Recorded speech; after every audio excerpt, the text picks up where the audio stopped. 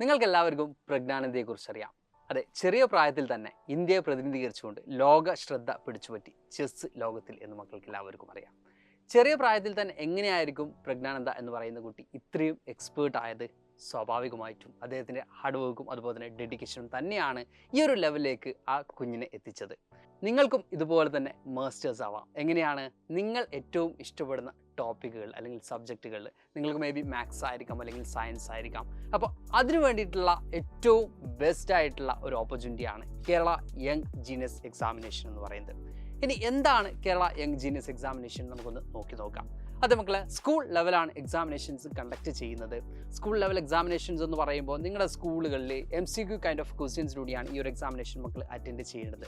School level വിന്നേഴ്സായിട്ട് വരുന്ന ആളുകൾ second ലെവലായിട്ടുള്ള district ലെവലിലേക്ക് പോകുന്നു. ഡിസ്ട്രിക്ട് ലെവലും ഇതേപോലെ തന്നെ ഒബ്ജക്റ്റീവ് ടൈപ്പ് ഓഫ് ക്വസ്റ്റ്യൻസ് തന്നെയായിരിക്കും മക്കൾ എന്ത് ചെയ്യേണ്ടി വരിക, ഡീൽ ചെയ്യേണ്ടി വരിക.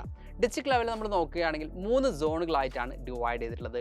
Southern zone, then central zone, then northern zone, ഇങ്ങനെ 3 സോണുകളായിട്ടാണ് ഡിവൈഡ് ചെയ്തിട്ടുള്ളത്. ഇവിടുന്ന് സെലക്ട് ആവുന്ന കുട്ടികളാണ് മക്കളെ സ്റ്റേറ്റ് ലെവലിലേക്ക് പോകുന്നത്.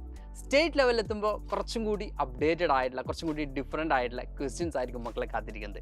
ആദ്യത്തെ 2 സോണുകളിലും അല്ലെങ്കിൽ ആദ്യത്തെ 2 ലെവലുകളിലും മക്കൾ ഫേസ് ചെയ്തിരുന്നത് ഒബ്ജക്റ്റീവ് ടൈപ്പ് ഓഫ് ക്വസ്റ്റ്യൻസ് ആണെങ്കിൽ സ്റ്റേറ്റ് ലെവലിൽ എത്തുന്നതോടുകൂടി സബ്ജക്റ്റീവ് ടൈപ്പ് ഓഫ് ക്വസ്റ്റ്യൻസ് ആണ് മക്കൾ ആൻസർ ചെയ്യേണ്ടി വരിക.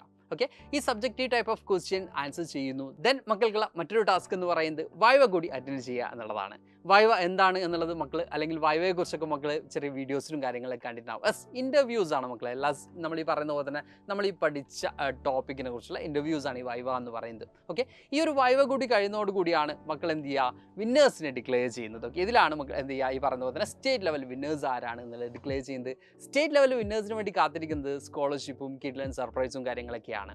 ഇപ്പം മക്കൾ കൺഫ്യൂസ്ഡ് ആയി നിൽക്കുന്നുണ്ടാവും, സാറേ ഞങ്ങൾ എന്ത് വെച്ചിട്ടാണ് എക്സാമിനേഷൻ അറ്റൻഡ് ചെയ്യേണ്ടത്? യെസ്, നമ്മുടെ ടോപ്പിക്കുകൾ എന്ന് പറയുന്ന മക്കളെ മാത്തമാറ്റിക്സ്, ദെൻ സയൻസ്, അതുപോലെ തന്നെ മെൻ്റൽ എബിലിറ്റി, ഇത്രയും ടോപ്പിക്കുകളാണ് മക്കൾക്ക് ക്വസ്റ്റ്യൻസ് ആയിട്ട് വരുന്നത്. ഓക്കെ, നിങ്ങൾ പ്രിപ്പയർ ചെയ്യേണ്ടത് ഇപ്പോൾ നിങ്ങൾ 10ാം ക്ലാസ്സിൽ പഠിക്കുകയാണ്. അപ്പോൾ 9ാം ക്ലാസ്സിൽ നിങ്ങളുടെ സിലബസ് ആണ്, നമ്മുടെ 1ഉം 2ഉം ലെവൽ കംപ്ലീറ്റ് ആയിട്ട് 9ാം ക്ലാസ്സിലെ സിലബസ് ആണ് മക്കൾ ഫോളോ ചെയ്യേണ്ടത്. ദെൻ സ്റ്റേറ്റ് ലെവൽ എത്തുന്നതോടുകൂടി മക്കൾക്ക് എന്ത് ചെയ്യേണ്ടി വരുന്നുണ്ട്? യെസ്, ഇപ്പോഴത്തെ ഫസ്റ്റ് ടേമിലെ ടോപ്പിക്കുകളോടുകൂടി പഠിക്കേണ്ടി വരുന്നുണ്ട്. അപ്പോൾ ഈ എക്സാമിനേഷനിലൂടെ ഇത്രയും ടോപ്പിക്കുകൾ കംപ്ലീറ്റ് ചെയ്താൽ നിങ്ങളുടെ അല്ലെങ്കിൽ നിങ്ങൾ ഈ സബ്ജക്റ്റിൽ എത്രത്തോളം എക്സ്പേർട്ട് ആണ് എന്ന് മക്കൾക്ക് എന്ത് ചെയ്യാൻ പറ്റും, പ്രൂവ് ചെയ്യാൻ പറ്റും. അപ്പോൾ എല്ലാ മക്കൾക്കും ഓൾ ദി ബെസ്റ്റ്.